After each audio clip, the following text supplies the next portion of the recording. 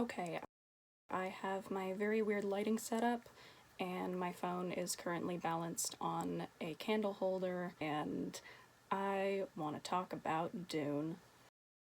Not something that I've ever done before. This isn't like the type of content that I've ever tried to make. It's always been something that I'm like have been curious about getting into, but I have never had the stamina or self-discipline to get it done, and I finally was like, no, I really want to do this. I really have to do this because I have seen so many people also doing this, and I wanted to just throw in my 2 cents and show you all how obsessively nerdy and analytical I can get. It's not a side of myself that I always demonstrate, but if you haven't seen it yet, you are about to see it now.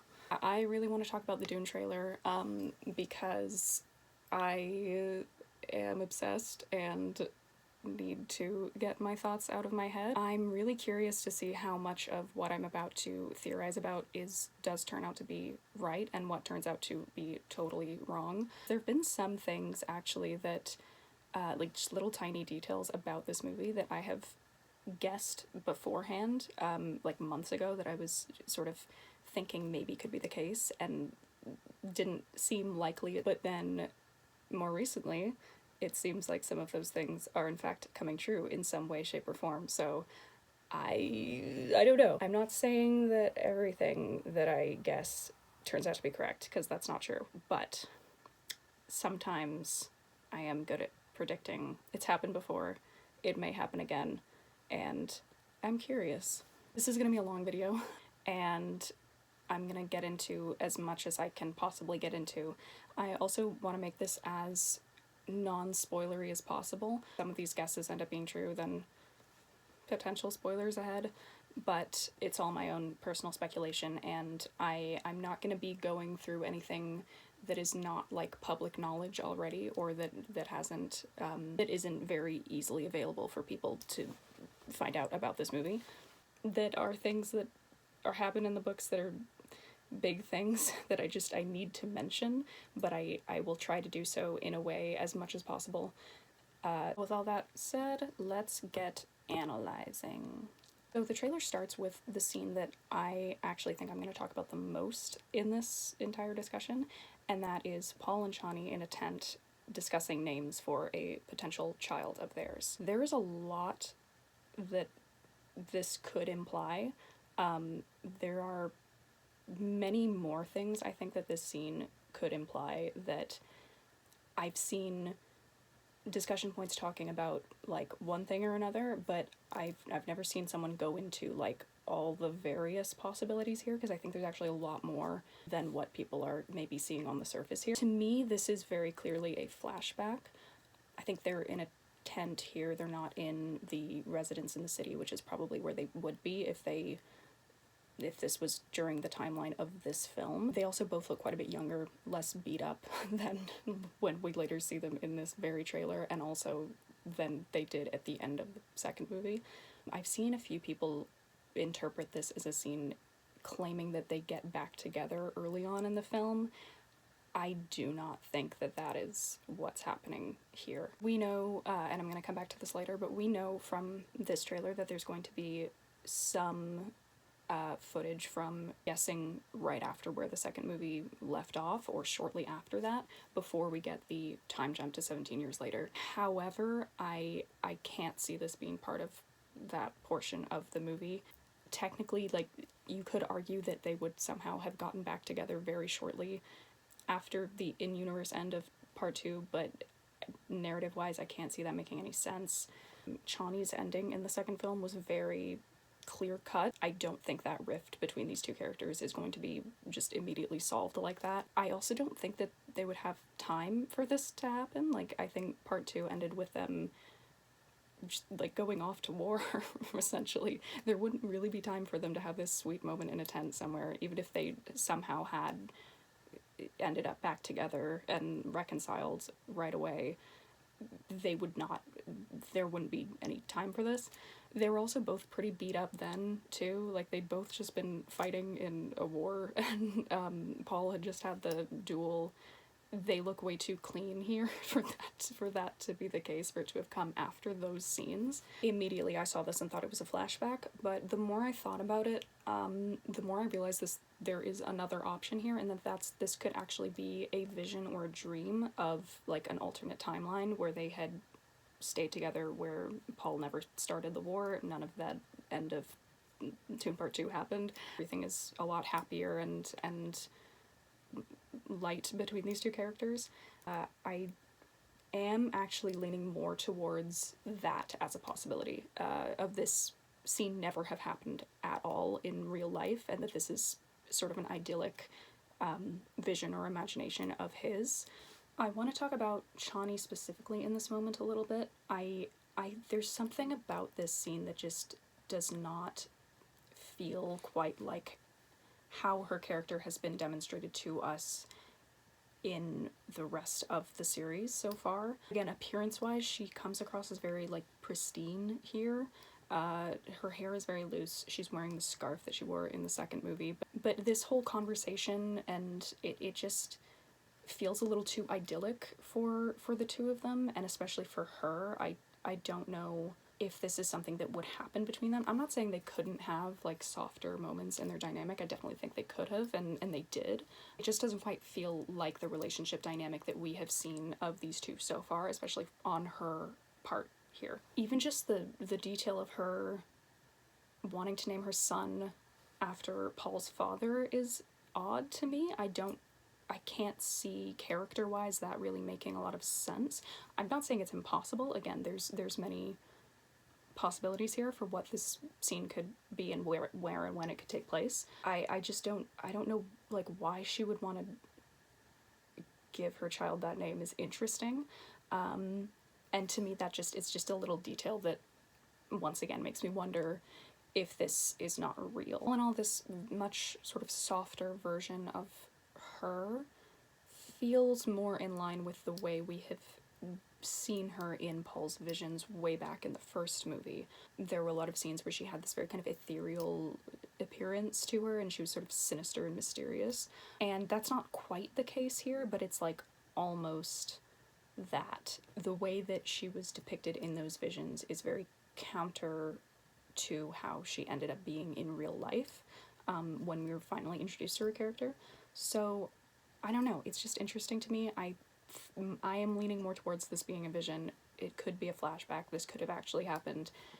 Even if it did actually happen, there's several things that it could hint to. The two main things I wanted to get into with this scene were the timeline of it, whether it was real or not real, and the other is the implications of this conversation overall. Whether you interpret this as a flashback or a vision really shifts which direction the next part of this analysis takes. I am leaning more towards it being a vision, but the other option is that this did happen, and what is that? So a lot of people have come to the conclusion that Chani was pregnant at the end of Dune Part 2, and that the kids will have been born at some point in between those two movies, or, you know, before the time jump of this movie, and that she'll have been raising them on her own, and they will appear as teenagers at some point in the movie, and according to that theory, this scene could confirm that. We do know that the twins, this is not a spoiler because it's on IMDb,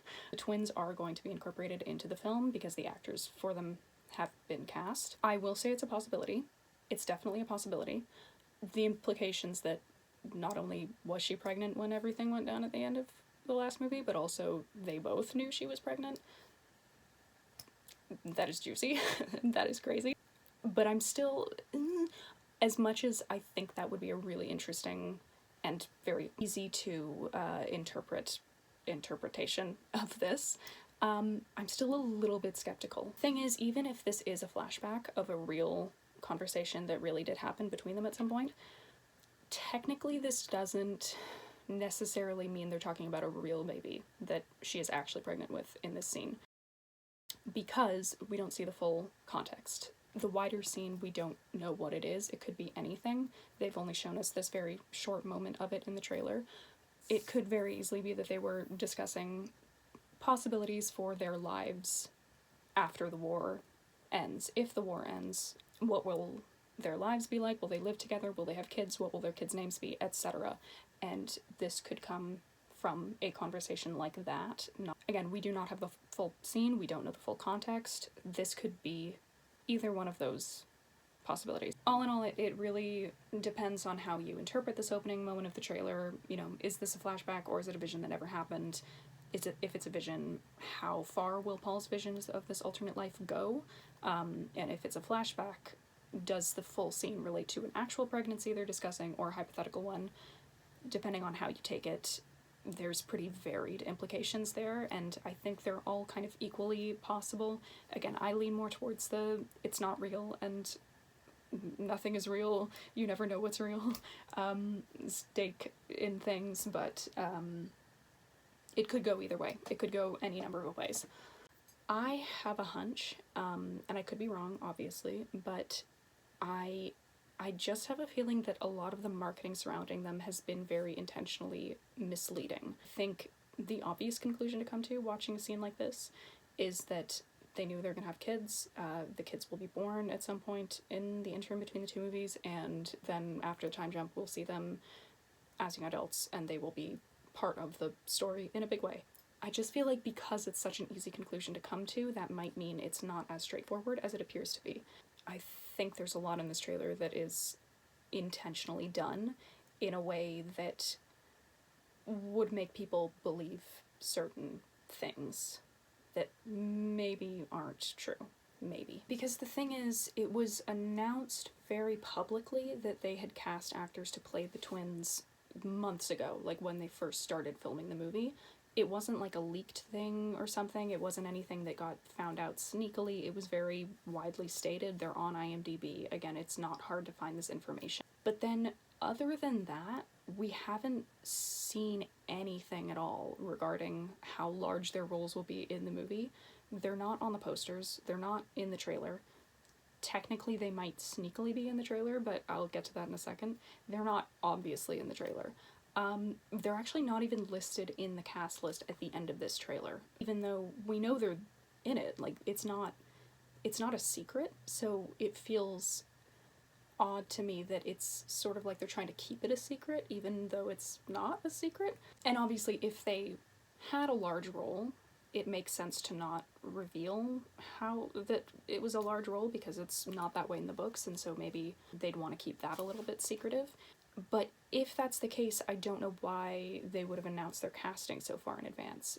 I feel like if the goal was to keep the fact that they were in the movie in a big way a secret, it's, in my perspective, and maybe I'm wrong, I feel like it's a weird marketing strategy to publicly announce their involvement and then say nothing if they're going to be in there in a big way. I think depending on what they wanted, there were two ways they could have gone about it. Either they say nothing at all and don't announce it early on, and then have their inclusion be completely a surprise, or if they're okay with people knowing that they're involved, show them on the posters, show them in the trailer, not hide the fact that they're in it.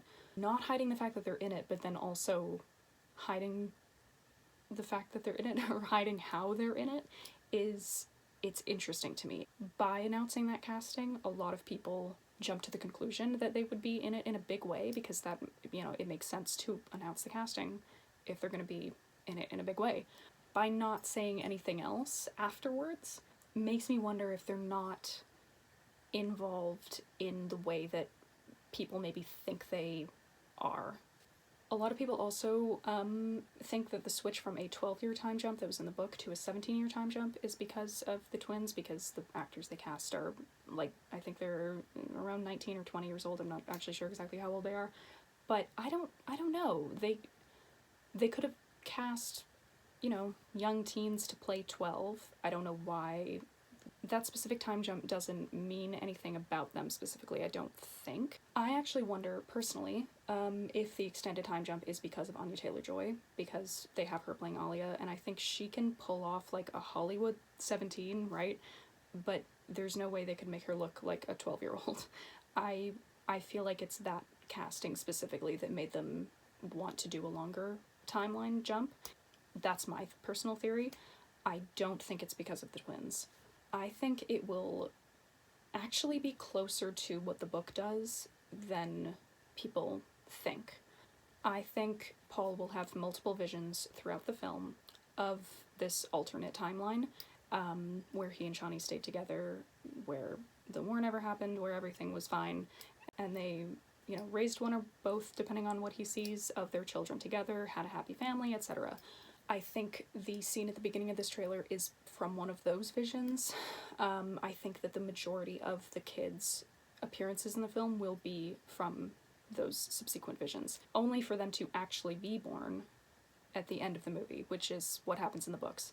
I think there might also be a time jump again at the end. There might be like a flash forward to when we see them for real, grown up, and that's when we'll see them again. I also maybe wonder if some of these scenes, some of these visions that we see of them growing up throughout the film will be presented to the audience at first as being real. That we think, we are led to believe, maybe Paul even is led to believe, depending on what we see exactly, that these are really happening. That Chani did have kids, that she's been raising them on her own, and they've been growing up, apart from him, only to gradually discover that we've actually been seeing things that are not real. That we've been seeing premonitions or visions and not what has actually been going on, like he believes and like we, the audience, have believed. This opens up possibility for even a subplot that is kind of like Children of Dune, where we would have, in this case, Paul searching for his heirs, trying to find them to bring them back to the Imperial Palace and raise them as his own, which is kind of what we have Jessica and Alia doing in the book, but it could be him looking for them in that sort of custody battle that goes on in Children of Dune, but it's between him and Chani instead of them all and the kids themselves. And then it would only be, after Paul and Chani reunite, which I believe they will at some point, for real, that's when he and the audience discover that he was wrong and she never had a child at all, which would imply that then the kids would be born in the future, and he's been sort of seeing that. This second theory about the visions that I've had is something that I kind of took from Arrival, also directed by Denis Villeneuve. Spoilers for that movie if you have not seen it. In that movie, we have scenes that are presented to the audience as being flashbacks of a child that the main character had who died, based on context clues and just the way that these scenes are presented to us in the movie. That's what you're led to believe. But then later down the line, it's revealed she actually doesn't know who this kid is at all, and that's how we discover that they've been premonitions the whole time and not flashbacks. I wonder if we might see something similar in this movie. I know just because the director did both of them doesn't necessarily mean he's gonna reuse his own plot, obviously, but it's just something that I've been thinking about. And also from what I've seen, Denis Villeneuve has a few movies that involve, how do I put this, red herrings around children and their parentage. It's a specific theme that I've noticed in a few of his movies. Blade Runner 2049 kind of does this as well. I haven't seen the movie Incendies, so I don't know the details there, but I have heard there is some sort of plot twist that I think is very dark in that movie, but something to do with people being related in unexpected ways is what I'll just say there. So I'm just aware he has played with this type of red herrings, twisty-turny, not clear-cut stories about who children were born to and when and where in a lot of his works so far. And I think that there's just a really good opportunity for him to do that in this movie. I think would be a really interesting way to tell this story. And I don't know, I'd be a little sad if that opportunity was not utilized, because it's right there, and I think it would be really cool. There's just so much potential for the idea of these kids to be played with a little bit, and the fact that Paul has visions of the future and sometimes sees things that are not accurate is also a big deal in the books and in the movies, and something that could play into this. I don't know. I'm totally speculating here, and these are getting very specific, these theories, but I really think that there will be something about the way that the kids are incorporated into the movie that isn't clear-cut. It's not obvious at first whether they are around or not, let's just say. It is 2 weeks later, and I am still doing this. So where were we? We were still at the very beginning, I think. Yeah, there's a couple interesting other things that are going on in just these very first, 20 seconds of the trailer that I've been talking so much about. This first shot we have is someone hang gliding over the desert. I've heard people say maybe this could be Chani. I've also heard people say it could be Ganima or Ganima. I don't know how it's supposed to be said. This comes right as they're discussing her name, so there is a high possibility that that is her. Again, whether or not this is a real version of her or from a vision or something isn't clear, but it could very well be her. There's also this shot of Chani looking over her shoulder. This one I am pretty convinced is a vision because it's so identical to that one other shot from the first movie. I think it's pretty clearly supposed to be like an homage to that moment, so to me I think it's probably another vision like that one was. I do think it's interesting, this shot. I don't know if it's the lighting, but she looks older here than she did in the tent flashback scene. It looks like she's got gray hairs almost. She looks less beat up version of the older version of her that we see in this trailer. She looks like she's the age she is in this movie for the majority of it. So I almost wonder if this is a vision like I think it is, if it's one that Paul has towards the end of the movie, once he has presumably reunited with her and is aware of what she currently looks like. There's nothing really specific hinting towards this, but I wonder if this is at the very end. Something about this just screams the very end of the book, if you know what I mean. I don't know. I feel like this could come after many things have happened, and this is kind of final. Maybe. There's also a shot of someone handing the Atreides ring over to someone else. This happens over the dialogue when they're talking about Leto's name, so many people have assumed that this is somebody giving it to him, but again, whether that's happening in a vision, maybe this could be Paul in his own vision giving the ring to his son in an alternate future, who knows, or if this is happening in real life with somebody giving it to him, not clear. I do notice the hand receiving the ring looks smaller than the hand that is giving the ring, by a pretty significant amount, so that could mean something. People have also said this could be Alia, that this is somebody giving the ring to her. It's also not clear who is handing it over. If this is to Paul's son, this could be Duncan giving it to him, maybe. There's a possibility in my mind that if we're going with the theory that the kids are already alive and present during the time of this film, that we'll get an ending similar to the book, but rather than having them being born at the end of the book, we will just have Paul meeting them for the first time, but they're grown, but he doesn't meet them until the end. And it's similar in that sense, but they're just not little babies, they're teenagers or whatever. If so, this could be either him or Duncan doing this. Or it could also be another flash forward, a second time jump that happens at the very end. Maybe if they are born at the end, like they are in the book, this could be a flash forward that happens after that, and after the ultimate conclusion of everything that happens. We jump forward and then we maybe get Duncan or someone else giving this to them, one of them. This figure handing the ring over also seems to be wearing something with a white sleeve or a cuff, which we do see Duncan with a similar costume later in the trailer, so that's what makes me think it could be him.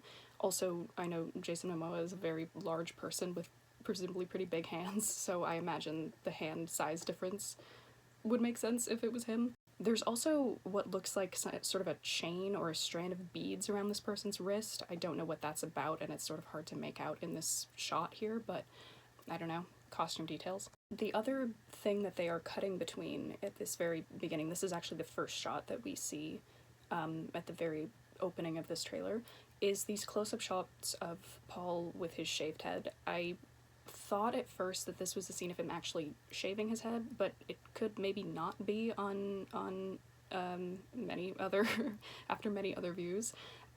He does have this pool of water in front of him. He's clearly like washing his face, washing his head. It could be that it's like some moment of him ritually bathing himself somehow. I don't know. I still think probably this is a scene where he shaves his head on camera, but it's possible that that is not true. And more on that in a second. I am going to talk a lot about his hair. I promise it is important and relevant. I just think there might be some significance in not just this being his final look, but more the transition to that. This is a bit of a, like, out there theory again. I have a lot of out there theories, but this one is one I've been thinking about a lot in terms of the editing in this trailer specifically. More on that in just a second.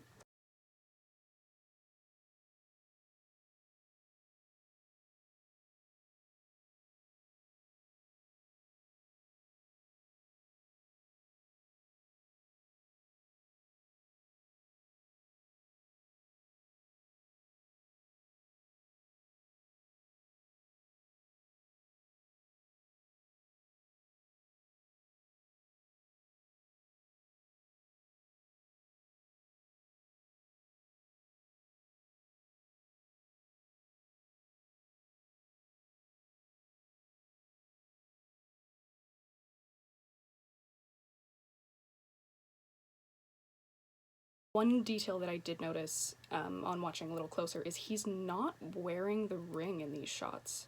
It's not on either of his hands. I know that these shots are a little bit dark, but if you look closely and you brighten it a little bit, you can tell that he's not wearing it.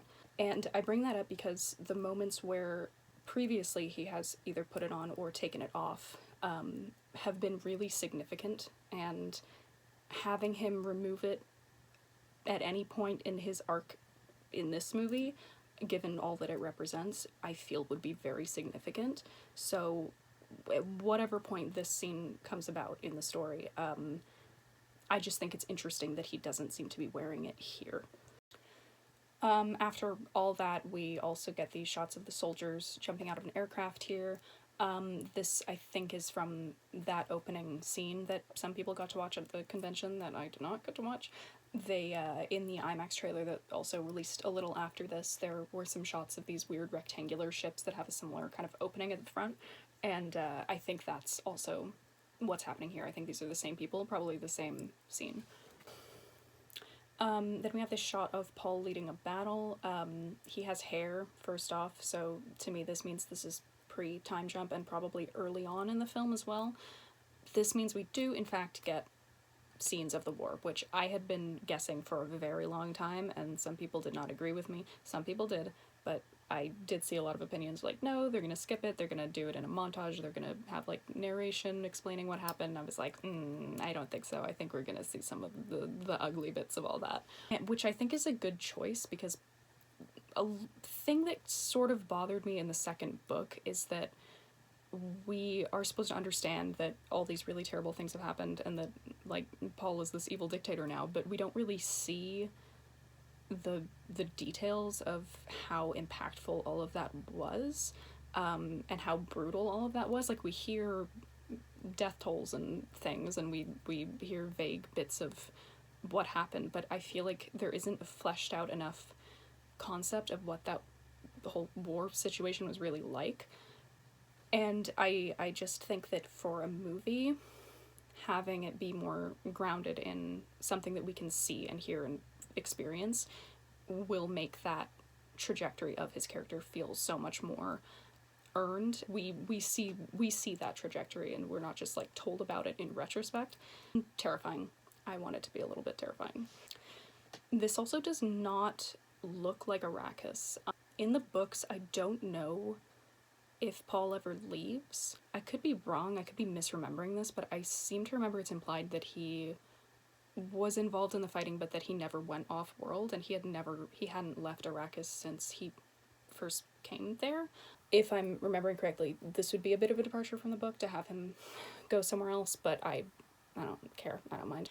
Okay, and then we get the war chant scene, and I have a lot to say about this as well. This is an interesting moment visually. We've got Paul and Alia facing each other. It looks like he's leading this chanting. He's like hitting his chest in a rhythm. He's saying something clearly. She is not joining in though, is what's interesting. She's not chanting along with him. I don't know if anyone else is in this scene either. It's kind of hard to tell because their backs are all to us, but they've all like got their hands on their shoulders, and it's very like seems very ceremonial, very ritualistic. What's interesting to me is because this soundtrack gets so intense later on. It's very quiet at the beginning and then it gets like into this crazy warlike thing.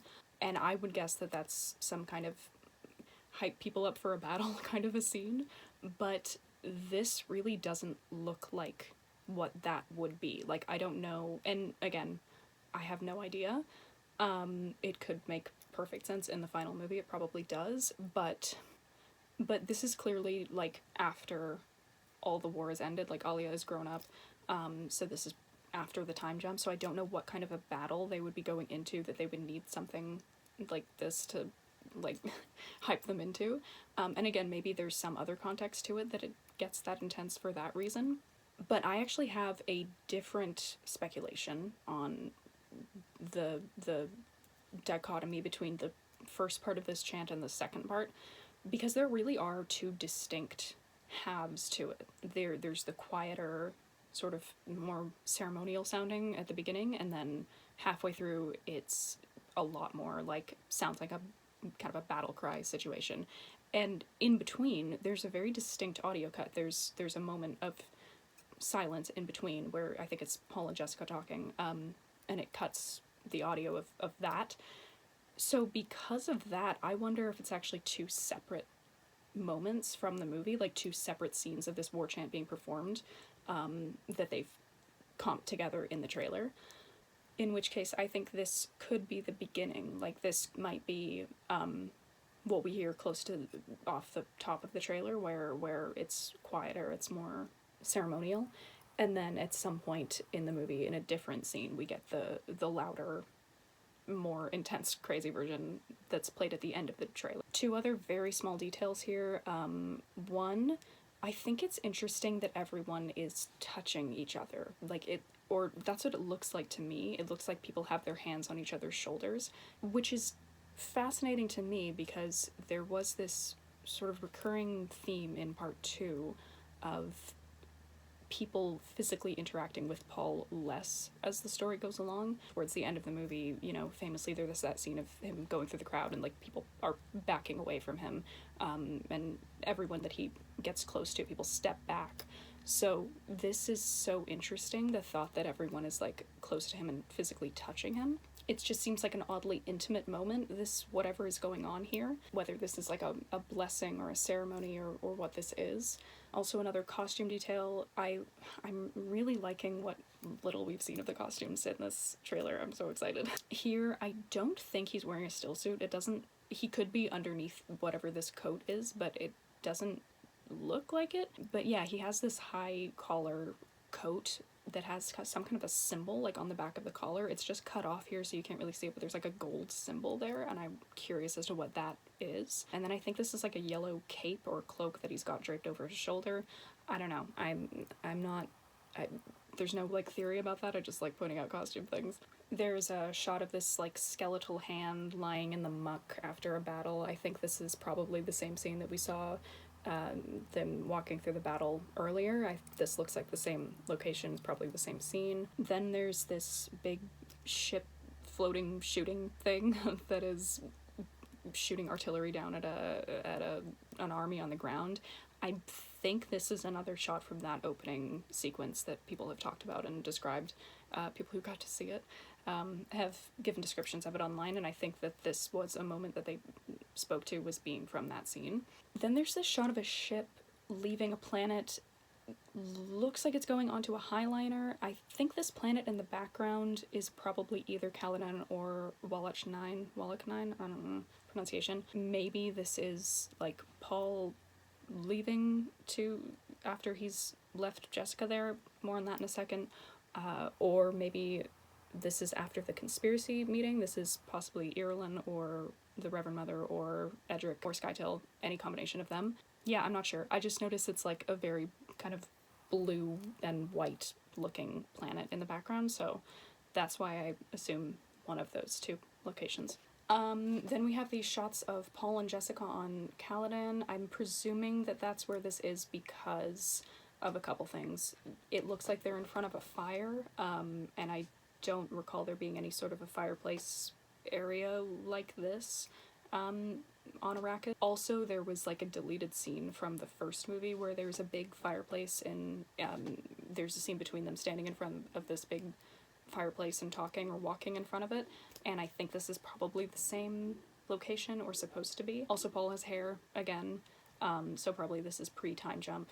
I wonder, because there was a moment in the first movie where one of the visions Paul has is of him going to a very rocky planet. It wasn't clear where this was, if this was Caladan or somewhere else, but he was on a ship landing there and he had Chani next to him, and I wonder if we'll get like a repeat of that shot, except it's gonna be Jessica with him and he's like taking her back home.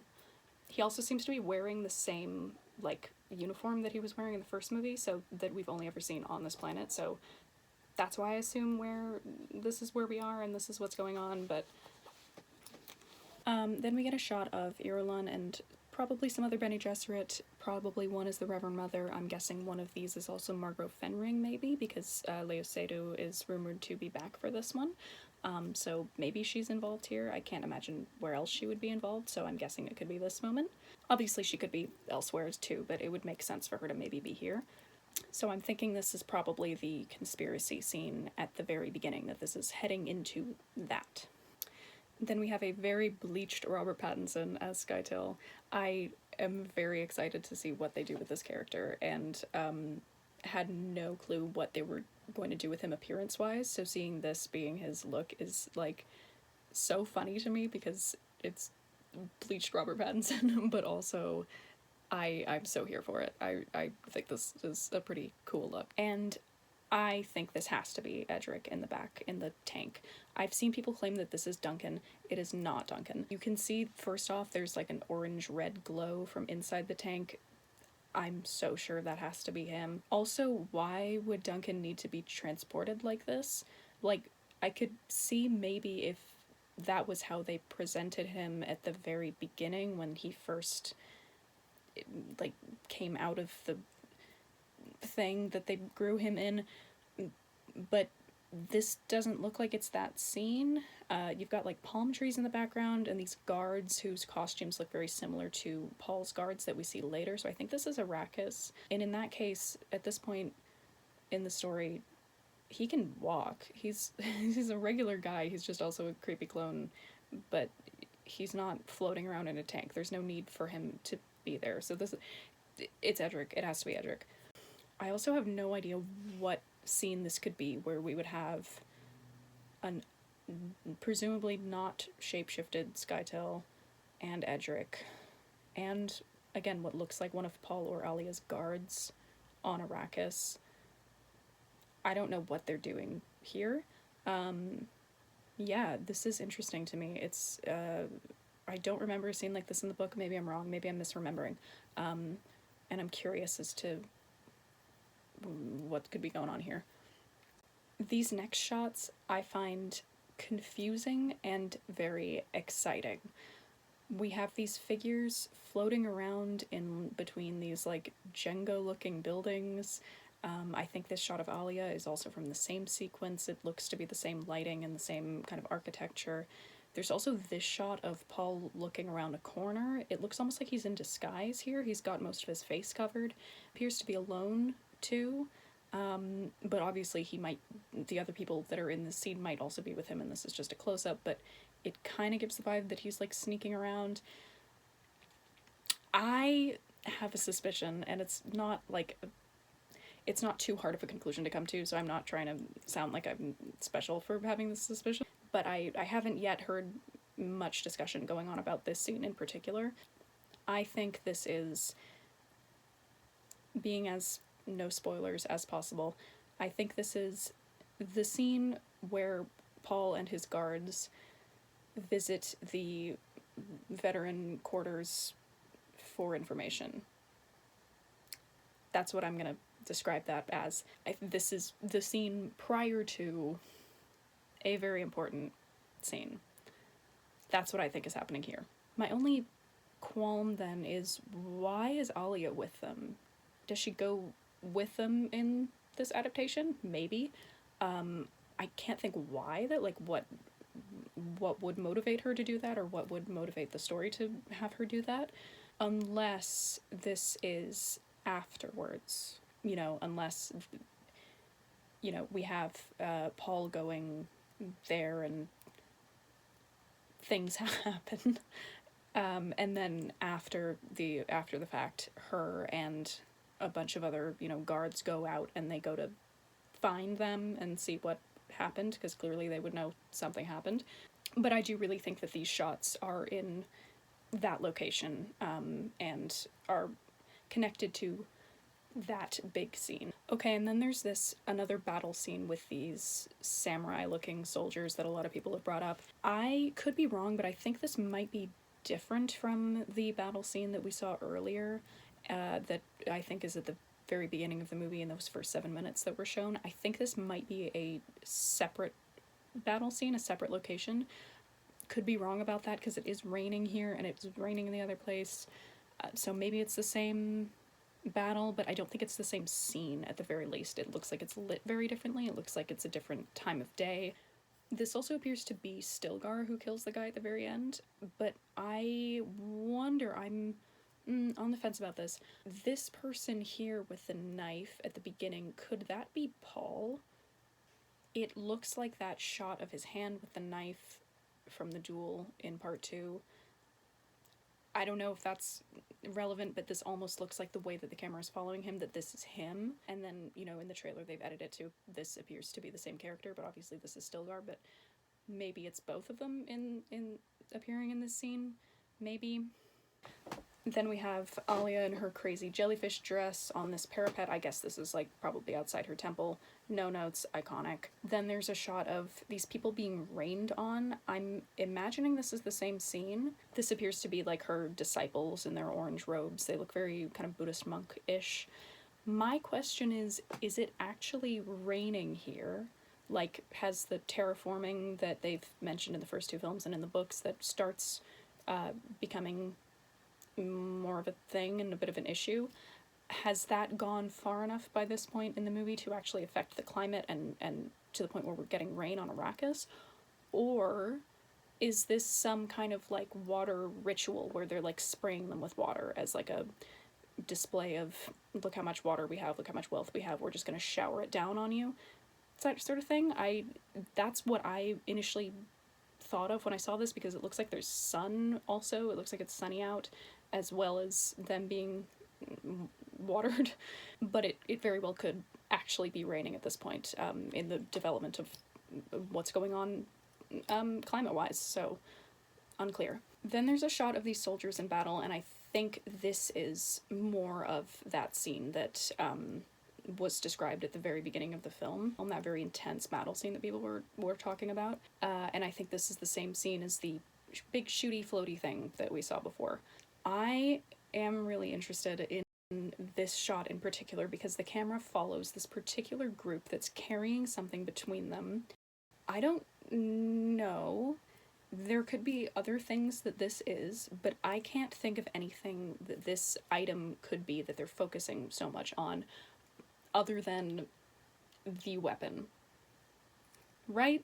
I mean, right? But, 'cause if this is Paul's army, why would they have that, is my only question. Why would they have that at the very beginning of the movie? Where did they get one? How? Unless this is his enemies. It's not really clear to me, and it's not clear from the descriptions of this scene that from the people who got to see it, which side these people fall on. This could be not Paul's warriors, this could be somebody else, in which case they are about to use this on his guys. I wonder if this is actually the scene that is mentioned in the book where one of these things is used in a battle and it injures Farouk's son. I say that because we know that Farouk is apparently more of a prominent character in this adaptation. He, seeing as the actor has his own poster, he's listed among the main cast. They seem like they're amping up his role a little bit. So with that in mind, if they're expanding on his character, it would make a lot of sense to show that scene with his son early on, as an important character building moment for him, and to cement his, you know, later on his kind of jadedness with the war and all that, as well as foreshadowing, of course. So I just have a theory that they will depict that scene, and that maybe that is what is about to happen here. Whether it is, I think in the book it was the enemies that they were fighting, whoever they were fighting on whichever planet, that they set one off and that's what harmed God, this is so hard. That's what he was involved with, but also maybe they've changed it so that it's Paul's own guys doing that and then he accidentally gets caught up in it. But either way, I have a theory that that's maybe something that is happening here or around here. This is the tank from before, and again, this has to be Edric. I think based on the lighting outside here, it seems like this is a highliner, like we're in space. And to me, I would guess that he's sliding into his little spice chamber that he navigates the ship from. You can see kind of an orange glow on the little windows up there too, so I'd assume that that's like a big spice-filled vat that he navigates from. You know, there's that scene in the 84 movie where the Guild Navigator like floats up and it's like a little, it looks like a little embryo thing and it goes into a big chamber and sparks fly out of it. I'm guessing it's like that type of scene, but more with the aesthetic of these new films. There's a shot of Alia with a sword. She appears to be wearing a new style of stillsuit that we've seen a couple times. Interestingly, we later also see Skytail dressed like this, which I'm gonna get to in a second because I have some questions about that. She also has these tattoos on her face. I have more to say about face tattoos coming later as well, but I'll mention things as they come up. They're pretty subtle, but she's got like a line down her chin that almost looks like the one that Jessica has, actually. But I'm not sure what the like significance of it is. And then it looks like there's something on her cheek too, but it's hard to tell in these shots. And then obviously in the poster she's covered in blood, so it's hard to see there. We then see Chani under a ship with its door like opening over her. It's unclear if this is pre or post time jump. It's hard to see her clearly, like her face, so I don't know how scarred she is, which is sort of what I'm using as a gauge for, you know, how messed up do people look is how I'm gauging whether it's pre or post time jump. This once again looks like the Guild Navigator being brought into a chamber with Alia on a throne. I don't know where this is. If this is her temple, why are they bringing the Navigator into her temple? What scene would that be? I'm not saying that can't be a scene. I'm just curious as to what what's going on there. This could also be the throne room. I've heard people equally saying each. If it's the throne room, though, I'm curious as to why it's her on the throne and Paul is not there. I also noticed with this presumed navigator situation, all the shots of him have been sort of vague about how big this thing is. I know some book readers and 80s movie fans have complained about the size of this, saying that it looks too small. I think it actually might be bigger than it appears. All these scenes have like a bit of a subtle forced perspective thing going on. In the first one, he's floating in the background, so it's really hard to judge the scale. Like he stops or the clip cuts before you can see him compared really realistically to how big the guard is there. And then here, again, this is the only other scene where he's shown next to people, and it's really hard to judge because he's being carried in and he's like very foreshortened, so I don't know. Also wondering why he's being carried in. Clearly he can float, so why is he being like displayed like that? I don't know, that's interesting. And then we have Duncan, and it looks like somebody's like guarding him with a sword here. It looks like he's maybe being kind of brought in by a guard. I wonder if this is actually the same scene. I know it comes right after that moment with presumably Edric going into Alia's temple, but I would guess that this is the same moment or the same scene. This is also the white coat that I was talking about earlier. And he does have the silver eyes. It's subtle in these shots, but you can see if you look closely, and They're also on the poster. He does have the silver eyes. Some people were worried that he didn't have them. He does have them. Don't worry. And then here he is fighting somebody. I think this is Paul.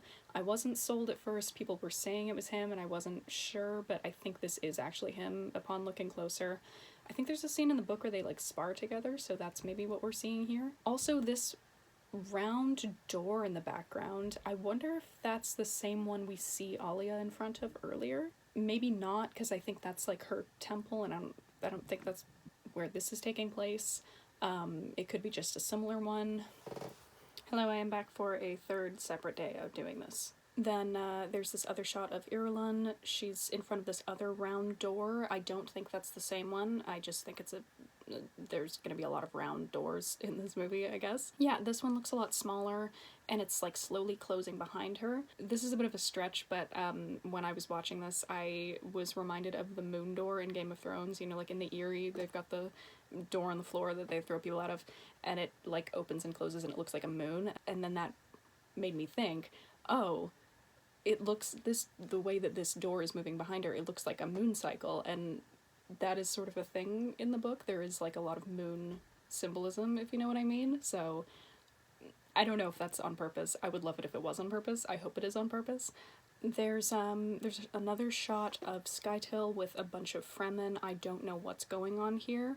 The one thing that I am taking away from this is that he is wearing the new style of stillsuit. It's like the black one, but it doesn't look like they are. So I wonder if the implication there is that these were created like for Paul's inner circle and only them, whereas anyone else would be still wearing the old style. It doesn't explain why he would have one. I'm curious as to what his character is going to do in this version of the story. It could be that he like somehow infiltrates this inner circle and is like gets Paul to trust him. I don't remember that really happening in the book. I don't think it does. I remember him shape-shifting a lot.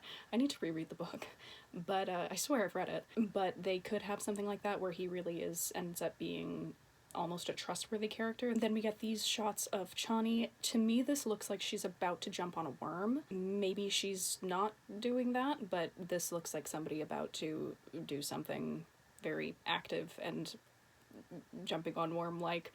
And this appears to be after the time jump, because she does look older. She's got this scar on her face. It does look like she has like a few gray or white hairs, which it's been 17 years of intense warfare, so that would make sense for them to all look a little weathered.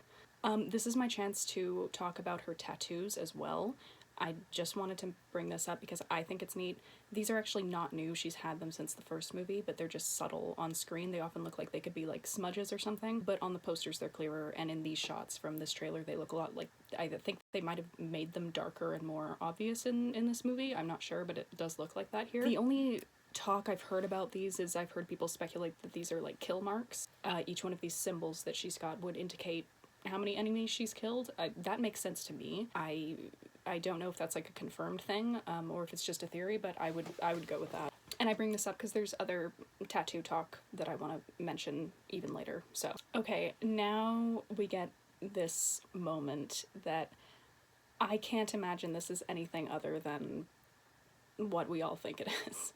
We have these people in, again, this kind of Jenga building looking situation, this really interesting architecture that, once again, I think is the same area of the city as we saw before in those really yellow smoky shots, except in this scene we've got this light that's kind of coming out and enveloping everybody.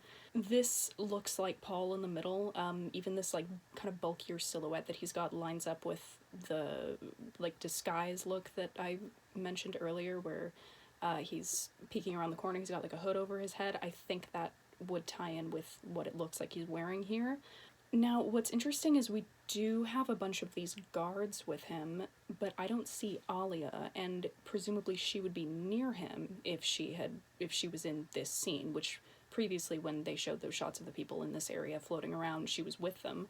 So, I mean, my guess would be that she would be close to him, and I don't see her anywhere in these shots. These people right on either side of him don't look like him, so either she leaves. Maybe he, sees what's about to happen and sends her away. And again, she wasn't there in the book, so I'm not sure what the advantage would be to adding her into this scene. My only other theory, again, is that is those shots of her and the people before in the trailer were that was after this. So this happens, and then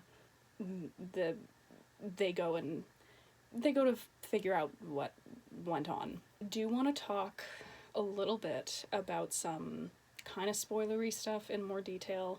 And this actually doesn't have anything to do with the trailer. This is just something that I wanted to bring up. Some people who have read the book were concerned when the first character posters came out a month ago, especially the character poster for Paul, because they were looking at it and going, is that it? Is that all? I'm not worried myself. I think I would be very disappointed if that was all, but I don't think that's the case. I definitely think they're going to go all the way with this, but I just want to clear up there are a couple of reasons why the posters could look like this when the final movie potentially does not look like this. Option one, obviously, they don't want to spoil that, so they wouldn't show it on the poster, which makes me think that they, for whatever photo shoot this was when they filmed these posters, because I don't think these are screenshots from the movie. Usually they would shoot these separately. So they would have done half of the look about and then shot that and used that for the poster without going as far as they do in the final movie, but they still will in the final movie. That's my number one guess. I think that's pretty likely. Potential reason number two is a little more far-fetched. I feel like this is not as likely, but it's possible technically. I just know that the necessary look would be tricky to do entirely practically without being somewhat debilitating to an actor trying to act, if you know what I mean. I'm not saying it can't be done. Obviously, more extreme practical effects like this have been done. Somehow I doubt Timothée Chalamet would be opposed to it, but technically it is possible that they realized somewhere that, like, for practicality's sake, it would be best to do a combination of makeup and CGI, meaning this in the poster is technically the final look, but in the movie the rest is done in post-production.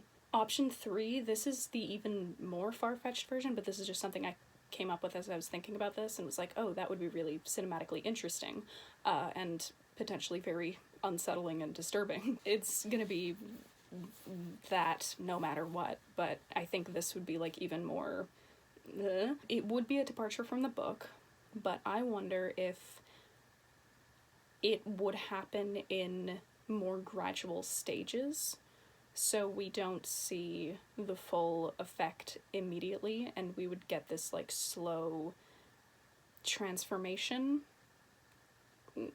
over a couple scenes, if you follow me. And that could be very creepy looking to get that slowly happening. And then also with that, you could have the potential for some big reveal, like maybe you haven't seen him for a while, you see, this poster look is the initial how things appear, and then over time, over the next few scenes, it gets more intense, and then there'd be like a bigger reveal later where he, pulls off whatever and you see everything, in House of the Dragon, I know this is the second Song of Ice and Fire TV reference, don't worry about it, but where they have that, like, dinner scene and you haven't seen the king in a while and he's been, like, dissolving, and then he pulls off his mask for the first time and he, like, you know what I mean? Maybe something like that.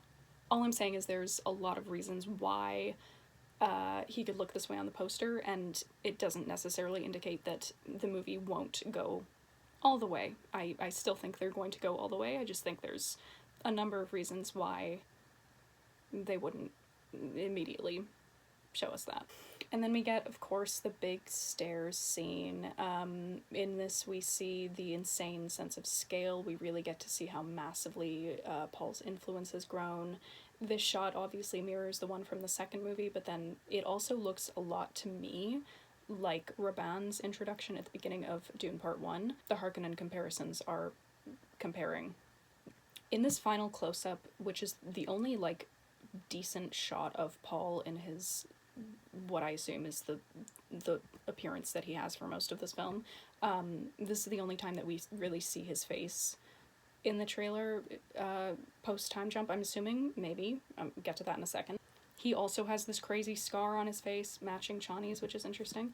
And the other thing is that he also has little tattoos on his face, and I want to talk about that. I have no idea what the significance of these are. I don't know if they're going to be explained in the movie or hinted at in the movie. These movies have a lot of characters with tattoos on their face. I've noticed this as I'm making this video. And none of them are ever, like, really explained, but there's a lot that are kind of hinted at or implied, so I wonder if this is going to be implied at all. I know I talked earlier about the potential of Chani's tattoos being kill marks. I wonder if maybe these are also that, but that instead of the whatever number hers would equate to, these straight lines on his face would equate to, like, some insanely high number that matches up with everybody who died in the war. My only other theory is that in the second film, when Fade was about to do his gladiatorial combat, there was this scene where they were, like, painting these black lines onto his body, and I wonder if maybe these lines on Paul's face are, like, a sort of a reference to the Harkonnen battle makeup, battle tattoos, but it's permanent and it's more subtle. I don't know. Also, fun detail, I have no idea if this is intentional or not. I'd like to think it is.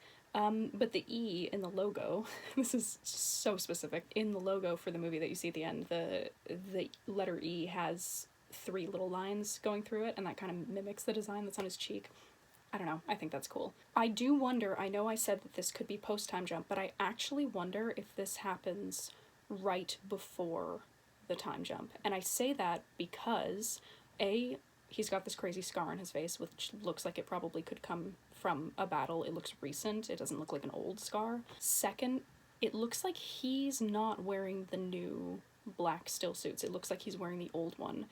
So presumably those would not have been made yet, unless maybe he continues to wear the old style, even though he gets other people to wear the new ones, and he's kind of clinging to the, I don't know, character-wise, maybe that would make sense, but to me, this costuming looks more in line with what we've seen in the first 2 movies, so I think it's closer to that timeline. If my theory is right about him shaving his head at a pivotal character moment and being right before the time jump, my thought is that the scene right at the beginning of the trailer, with him doing the thing in the water with his head, would lead right into this one. So that scene, and then this, and then cut, and then we jump. That's, I know, is very specific theory, but that's one that I'm working on based on vibes and really specific little details. And now we get a very controversial moment. It doesn't seem controversial at first, or it didn't seem controversial when I first watched this trailer. I was like, oh, this is pretty straightforward, but then the more I thought about it and the more things I heard other people point out about this moment, and the more information that we've gotten since then about this moment, there's a lot happening that I really want to get into. So we have this shot of somebody bringing out their knife.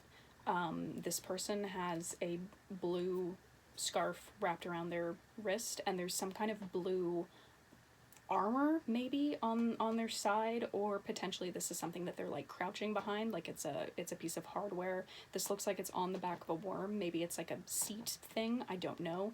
Angle wise, that doesn't really make sense. It looks more to me like it's something that this person is wearing. And then we see Chani, and I think it's meant to indicate that this is her, and she's on the back of a worm, and there are 2 people in front of her that she's fighting. Who could these people be? Presumably Paul's guys, and she's gotten into a confrontation with them. There was, at that convention where they showed all the extra footage that people got to see, people did mention that there was a scene of confrontation between them that I think took place on the back of a worm. That I've heard multiple things. I've heard a lot of kind of back and forth and varying statements about what was going on in that footage, but but there did seem to be some kind of confrontation between Paul and Chani, I think, on the back of a worm. So a lot of people have assumed that is this. I even heard someone say that these two people could be her children, and that somehow Paul has, like, I don't know how this would work timeline-wise, I have no idea, but that they have been being raised by him, and he's turned them against her, and she's fighting her own kids. Crazy if true. And obviously this is coming over the narration of Paul saying that he is not ready to die, so a lot of people have come to the conclusion that this is her fighting him. Then again, it could be that this shot of her here is she's just like getting ready to jump off the worm or something like that, and then this shot with the knife is from a different scene altogether. That could be true. This could be a clever misdirection. I think there's potential for a lot of clever misdirection in this trailer, and I do think this scene is maybe an example of that. As of now, that is one interpretation of this scene, but there's another thing that came out a little bit later that sort of throws a wrench into all of that. Because that is the end of this trailer. However, there was another trailer that came out a couple weeks later. Most of the footage came from the first one. There wasn't very many new clips, but there were a few, and I want to talk about them. This trailer was for, like, it was advertising the IMAX, early advance IMAX tickets, and so they sent out just a little teaser for that. So first, right off the bat, we got those weird rectangular ships arriving on a planet somewhere with a big ocean during a storm, getting hit by lightning. This, I think, was later shown to be part of that opening battle that people saw. I think this, and then the scene where everyone's fighting on the ground and it's wet and there's the big shooting thing in the background, that's all, I believe, the same scene. There's also this really cool shot of them, like, descending at a distance through the sky that I love so much. These ships have the same, like, rectangular opening as the one ship at the beginning of the first trailer did, when the people were, like, jumping out the front, so I think that's also probably how those two are connected. Also, I've had people point out that these ships are in a similar shape to the Pain Box. Insane comparison. Yes, and why? This is a really cool moment. This is the second new piece of footage from this teaser. We get the chanting scene again with Paul and Alia, but then the camera pans over and Duncan is there in the background, just kind of lurking, which weirdly switches up the vibes for me of what I thought this scene was. He also isn't joining in. Everyone else is joining into this chant again, not Alia. The other people do seem to be upon watching it more closely. I know I was kind of uncertain about that before. But he isn't, so... then we have Alia with her tarot cards that are from the books. In the books, they have, like, a tarot reading system that people use to kind of try to see the future in a way that and kind of muddies people who have true future sight, like Paul and, like, the guild navigators. It kind of messes with that, I think. Anyway, in this scene, she is covered in blood. This, I think, is the scene that the image from the poster was taken from. And she's flipping over a card with some skulls. Decently ominous. And then we have this very innocuous seeming shot of Chani in what looks like a sandstorm. This actually changed everything for my interpretation of that earlier scene where we have her on the worm, because this looks really similar to those close-ups we got earlier of her where she's, like, crouching down. I think this could be the same shot, and that's just a close-up from this wide shot. First thing, I can't tell if she's actually on a worm at all here. This looks like she's just on the ground, and there's sand blowing everywhere. Maybe this is after she's jumped off. Maybe this is, like, her actually getting ready to jump off, and then this is her on the ground afterwards. Maybe this shot isn't from the back of a worm at all, and these two are in the same scene. And again, we were misdirected into thinking that the scene with her with the knife was in the same scene as this, but it isn't. However, in this wide shot, there is one detail that throws a wrench into everything, and that's that she's not wearing the scarf that was on presumably her wrist in the shot of the hand with the knife, which means is this even her? She also doesn't have any kind of blue armor or like whatever that is that looks like some sort of clothing, protective something. Clearly she's not wearing that in this wide shot, so who is this in that case? Again, maybe it's that these two shots are from the same scene, and then this is from a separate scene and it is all her, and at some point the scarf gets taken off or put on. But I wonder actually if maybe this is not her. I've heard some people speculate this could be Paul, and I do notice